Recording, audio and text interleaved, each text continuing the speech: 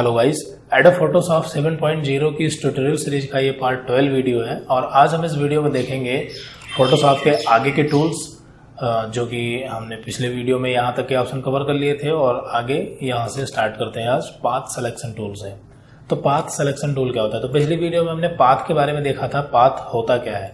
तो जो shape tool होते हैं, यानी कि ये कस्टम शेप टूल हो या रेक्टेंगल हो या कोई भी टूल हो, तो इनसे तीन चीज़ें बनाई जा सकती हैं। एक तो शेप, दूसरा पाथ और तीसरा एक फिल पिक्सल्स, जो कि एक कलर फिल कर देता है, एक टाइप का कलर फिल करता है।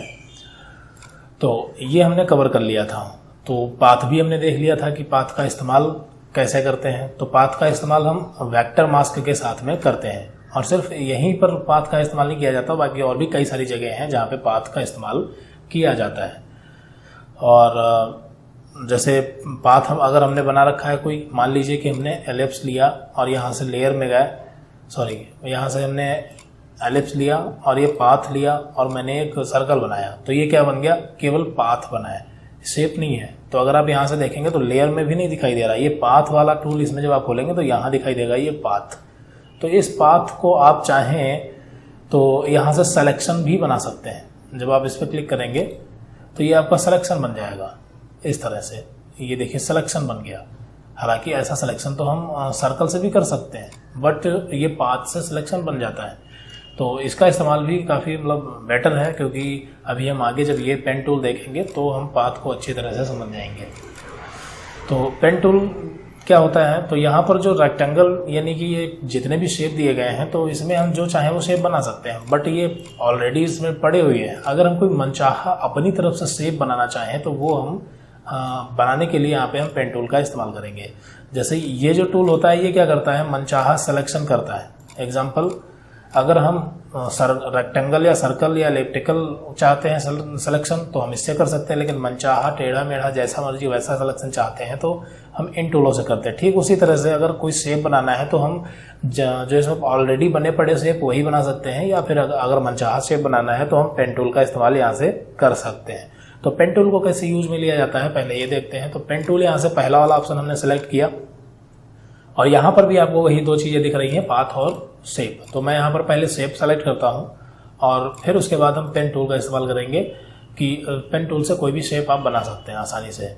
तो मान लीजिए कि हमें ये डक का शेप बनाना है, तो आपको डक का अगर शेप बनाना है तो यहाँ से क्लिक कीजिए और यहाँ से शुरू कर दीजिए इस तरह से। तो ये पहले पेन टूल चलता कैसे ये देख लेते हैं। तो जब क्लिक करते हैं तो ये पेंसिल की तरह से चलता है, इस तरह से क्लिक करते हुए। लेकिन अगर आप क्लिक करके क्लिक को दबाए रखेंगे और फिर माउस को ड्रैग करेंगे तो इसको हम टेढ़ा भी कर सकते हैं। हैंडल्स ये देखिए टेढ़ा हो रहा है, लेकिन जब अगली बार क्लिक करेंगे तो ये उसी के राउंड शेप में लेगा। मैं क्या करता हूँ, इसको मैं प्लस कर देता हूँ, इसको पूरा कर देता हूँ।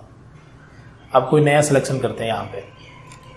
तो जैसे कि यहाँ पे मैंने एक लाइन सीधी सीधी खींची है और जब आगे हम इसको कर्व क्लिक करके क्लिक दबाए रखेंगे और माउस को इधर उधर मूव करेंगे तो ये टेढ़ा बनेगा। जैसे मैंने इधर को कर दिया, फिर मुझे इस साइड को आना है तो देखिए ये पूरा कर्व लेके चलेगा। अगर हम ऐसे सीधी लाइन चाहते तो ये नहीं बना सकता है ये। तो उसके लिए क्या करना होगा, पहले एक नया शेप बनाते हैं इधर। जब हम एक लाइन खींचते हैं और क्लिक करके इसको मोड़ते हैं तो ये कुछ इस तरह से काम करता है। अब मान लीजिए कि हमें ये यूं घुमाना है, तो ये हैंडल पे इस पे अल्टर के साथ क्लिक करना होगा। अल्टर के साथ जब आप क्लिक करेंगे फिर उसके बाद आप नया बना सकते हैं। देखिए ये इस तरह से बन गया ऐसे। लेकिन अगर आप इसको मैं पूरा कर देता हूं,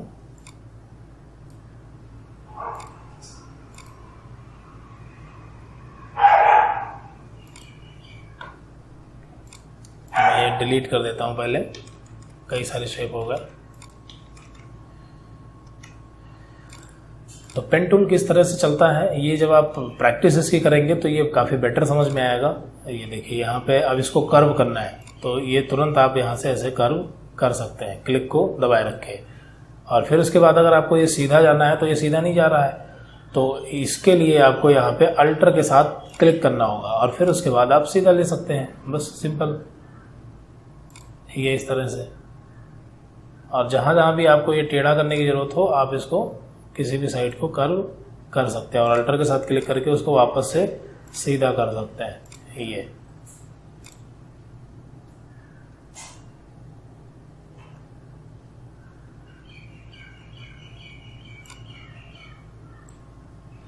तो इस तरह से हम पूरा एक सिलेक्शन बना सकते हैं। मैं इसको फटाफट बना लेता हूँ।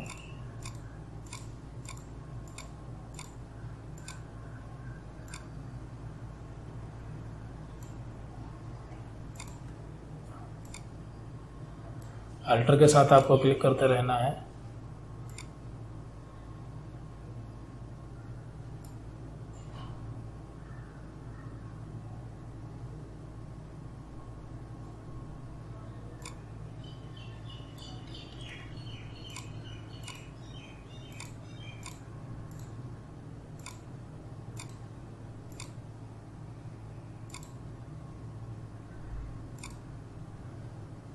ये आपका जो शेप है वो तैयार हो गया। तो इस तरह से आप कोई भी शेप बना सकते हैं। और शेप तो तैयार हो गया आपका। तो ये हुआ पेन टूल का पहला वर्क। दूसरा जो पेन टूल है, इसमें अगला ऑप्शन है फ्री फ्रॉम पेन सिलेक्शन। तो ये क्या करता है, ये रफली जैसे आप चाहें वैसे सिलेक्शन कर सकता है। जैसे यहाँ पर ये ऑप्शन था लेसर टूल, लेकिन ये क्या करता था, सिलेक्शन करता था। और ये क्या करता है, शेप बनाता है। तो आप चाहें तो शेप बना सकते हैं, चाहे तो पाथ बना सकते हैं। फिर अगला है ऐड पॉइंट। तो पॉइंट को ऐड करने के लिए, जैसे मान लीजिए कि यहाँ पे अगर सेलेक्ट करते हैं तो इसे थोड़ा सा टेढ़ा वगैरह करना है, तो उसके लिए यहाँ पे क्लिक करके हम एक पॉइंट ऐड कर सकते हैं, जिसको बाद में हम जिस तरह से चाहें इसके हैंडल से टेढ़ा, मतलब तिरछा या जैसा चाहें वैसा कर सकते हैं। ये बात बनने के बाद में भी हम इसमें चेंजेस कर सकते हैं। तो ये प्लस पॉइंट है। माइनस पॉइंट से आप डस्ट को, यानी जो नोड है ये वाले, ये डिलीट कर सकते हैं। जैसे देखिए डिलीट हो गया, तो ये अच्छा नहीं लग रहा, तो मैं वापस से इसको प्लस कर लेता हूँ। तो यहाँ पे मैंने क्लिक किया और ये प्लस कर लिया। ये डिलीट हो गया। अगला है कन्वर्ट पॉइंट टू टूल। तो कन्वर्ट पॉइंट क्या करता है कि जब आप किसी पॉइंट से क्लिक करेंगे तो इससे आप तुरंत हैंडल्स जो हैं इसके वो टेढ़े कर सकते हैं। एक एक हैंडल को पकड़ के ये आप देखिए टेढ़ा कर सकते हैं। ये हैंडल इसका है तो ये इससे भी आप टेढ़ा कर सकते हैं। क्लिक किया, ये हैंडल आप टेढ़ा कर सकते हैं। इसमें सिंगल हैंडल मूव होता है। तो ये ऑप्शन आपके क्लियर हो गए होंगे, पेन टूल से रिलेटेड है। अगला है पाथ सिलेक्शन टूल। तो पाथ सिलेक्शन टूल क्या करता है, ये सिर्फ पाथ को सिलेक्ट करता है। और जो डायरेक्ट सिलेक्शन टूल है, तो ये आपका डायरेक्ट सिलेक्शन टूल, ये पाथ को डायरेक्ट सिलेक्ट करता है। एक मैं पाथ पहले क्रिएट कर लेता हूँ। पेन टूल रफली पाथ बना लेते हैं एक हम कोई भी।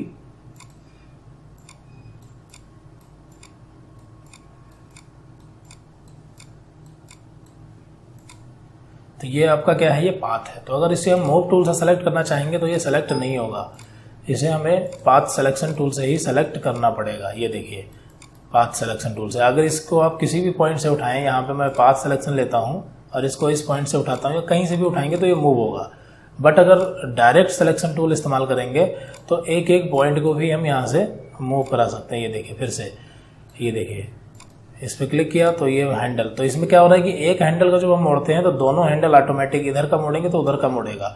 जबकि अगर कन्वर्ट पॉइंट टूल लें फिर मोड़ें तो ये सिर्फ एक ही हैंडल मूव करेगा। तो आई थिंक समझ में आ गया होगा कि ये कन्वर्ट पॉइंट टूल क्या होता है। बाकी तो ये प्लस माइनस फ्री फ्रॉम और पेन टूल पता होगा। और पाथ सिलेक्शन क्या करता है, पूरे पाथ को मूव कराता है। और डायरेक्ट सिलेक्शन टूल क्या करता है, ये डायरेक्ट एक पॉइंट को ही सिलेक्ट करता है। तो आई थिंक ये समझ में आ गया होगा। तो ये दोनों ऑप्शन क्लियर हो गए होंगे और साथ में ये शेप टूल भी आपका क्लियर हो गया होगा, यानी तीनों टूल। अब हम देखते हैं टी का इस्तेमाल। तो उससे पहले देखते हैं कि कुछ छोटा तो नहीं है। तो अगला जो टी ऑप्शन है ये टाइप करने के लिए इस्तेमाल किया जाता है और इसमें टाइप करने के कई सारे तरीके हैं, तो वो देखते हैं हम। इसको मैं डिलीट कर देता हूँ, पाथ में ये पाथ डिलीट कर देता हूँ यहाँ से, और लेयर में जाके ये वाली जो लेयर है वो डिलीट कर देते हैं। अब ओनली बैकग्राउंड बचा है। तो यहाँ हॉरिजॉन्टल टाइप टूल से क्या करते हैं कि यहाँ पर हम टाइप मतलब कुछ भी नेम वगैरह जो मर्जी वो लिख सकते हैं। तो यहाँ से मैंने हॉरिजॉन्टल टाइप टूल लिया और यहाँ पे क्लिक किया और फिर उसके बाद हम यहाँ पे लिख सकते हैं। ये बहुत बड़ा लिख रहा है तो आप चाहें तो यहाँ से साइज छोटा कर सकते हैं, ये कोई भी साइज यहाँ से सेट कर सकते हैं। या फिर शॉर्टकट की भी होती है, आप सेलेक्ट कर लीजिए और कंट्रोल और शिफ्ट दोनों बटन प्रेस करके लेस देन या लेस देन से छोटा होगा और ग्रेटर देन से बड़ा होता है। जो अल्टर के ऊपर यहाँ पे एक बटन है greater than less than M के साइड में, तो यहाँ पे कंट्रोल और शिफ्ट के साथ में ग्रेटर देन से बड़ा, लेस देन से छोटा। तो मैंने यहाँ से छोटा कर लिया है। अब यहाँ पे आप जो चाहें वो लिख सकते हैं इस तरह से। और फिर उसके बाद लिखने के बाद आप चाहें तो इसको मूव भी करा सकते हैं, कहीं भी रख सकते हैं, और कंट्रोल टी प्रेस करके इसको आप छोटा या बड़ा भी कर सकते हैं। तो ये सारी चीज़ें हम यहाँ पे कर सकते हैं। और जो टी वाला टूल है इसमें कई सारे टूल है, ऑप्शन है। लिखते समय आप यहाँ से कोई भी लेफ़्ट राइट अलाइन या कलर सेट कर सकते हैं, जो मर्जी वो कलर लिखने के पहले या बाद में भी सेट कर सकते हैं। देखिए रेड हो गया। और इसमें कई सारे वो दिए गए हैं आपके टूल की नेम को आप जैसे मर्जी वैसे मोड़ सकते हैं। जैसे ये इस कर्व में बनाना है तो ये कर्व पॉइंट आप यहाँ से कम ज़्यादा कर सकते हैं।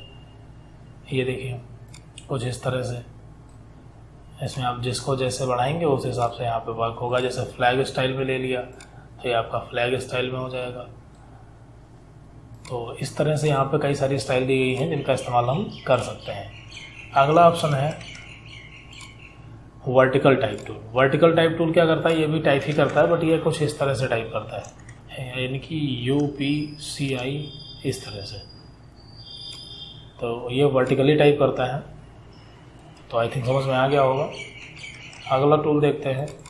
अगला है हॉरिजॉन्टल टाइप मास्क टूल। तो हॉरिजॉन्टल टाइप मास्क टूल का इस्तेमाल हम कब करते हैं और ये किस तरह से काम करता है। तो इससे भी टाइप किया जाता है, बट जब आपको कुछ लिखना हो और हम लिखने के बाद में उसी बैकग्राउंड में ही उसको रखना चाहते हो तो हम इसका इस्तेमाल करते हैं। तो क्लिक करेंगे और यहाँ पे हमने कुछ लिखा UPCISS, इसको कैपिटल लेटर में लिख लेता हूँ UPCISS। और फिर उसके बाद जब हम इसको सेलेक्ट करेंगे और एक काम करते हैं, इसका साइज हम बड़ा कर लेते हैं थोड़ा सा। फिर से लिखते हैं UPCISS, सेलेक्ट कर लिया, साइज को बड़ा कर लिया।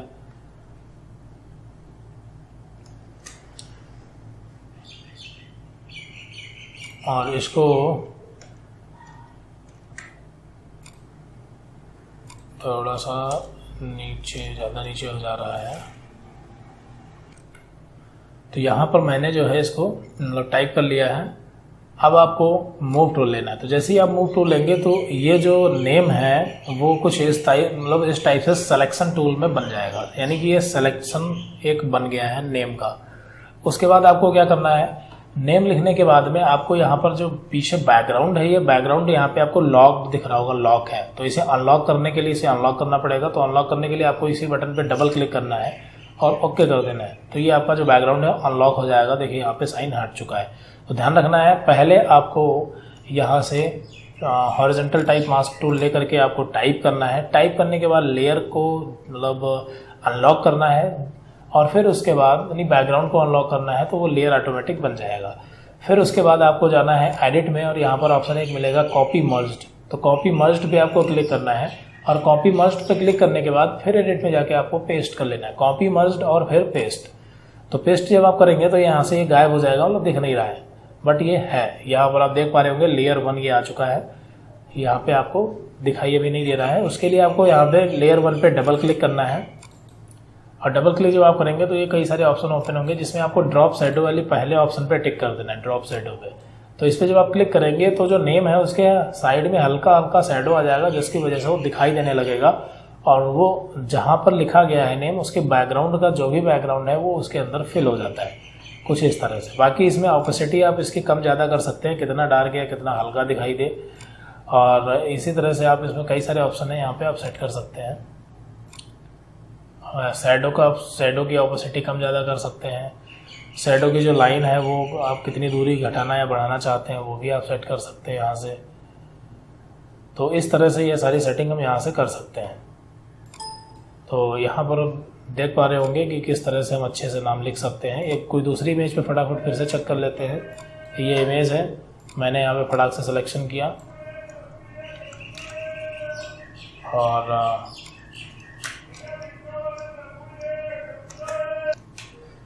फिर उसके बाद आपको मूव टूल लेना है। मूव टूल लेने के बाद बैकग्राउंड को अनलॉक करना है और फिर उसके बाद एडिट में जाके कॉपी मर्ज्ड और फिर पेस्ट और फिर उसके बाद इस लेयर पे डबल क्लिक करना है और यहाँ से ड्रॉप शैडो पे टिक कर देना है और फिर उसके बाद शैडो आप यहाँ से कम ज़्यादा कर सकते हैं। ओके, तो ये देखिए अब इसे आप रख कहीं भी सकते हैं, लेकिन अगर आप कहीं भी रखेंगे तो वो फिर अच्छा नहीं लगेगा। आपको जहाँ रखना है वो पहले से सेट कर लीजिए। तो ये हो गया। एक छोटी सी चीज़ इसमें और देखते हैं कि अगर आपको किसी इमेज की शैडो बनानी हो या उसको वाटर में यानी कि पानी में उसका शैडो बनाना हो, जैसे हमारे पास एक फ्लावर है लोटस का और इसे मैं यहाँ पे पानी में मूव करके ले आता हूँ और फिर इसका शैडो बनाना है। जैसे यहाँ पर पेड़ों का शैडो पानी में वाटर में आ रहा है नीचे, उसी तरह से। तो उसके लिए आपको पहले मैं इसको थोड़ा सा उधर मोड़ देता हूँ, ये मैंने रखा। अब इसे कंट्रोल टी करेंगे, सॉरी पहले कंट्रोल जे करेंगे, यानी इसकी डुप्लीकेट निकाल लेंगे, फिर कंट्रोल टी करेंगे। मतलब ये डुप्लीकेट निकल गई तो रखेंगे उसको अपनी जगह पे, यानी वहीं पे रखेंगे और इसको मोड़ देंगे नीचे की तरफ, इस तरह से। ये मुड़ गई और फिर इसको ऊपर बढ़ा लेंगे और एंटर कर देंगे। ऊपर बढ़ाने के बाद अब आपको यहाँ पे प्रेस करना है 1 2 3। तो इससे क्या होगा कि ये जो इसकी शैडो बन जाएगी। ये देखिए, तो इसकी जो मतलब है वो शैडो बन रही है। एक दूसरा फ्लावर हमारे पास है, उसको भी देख लेते हैं।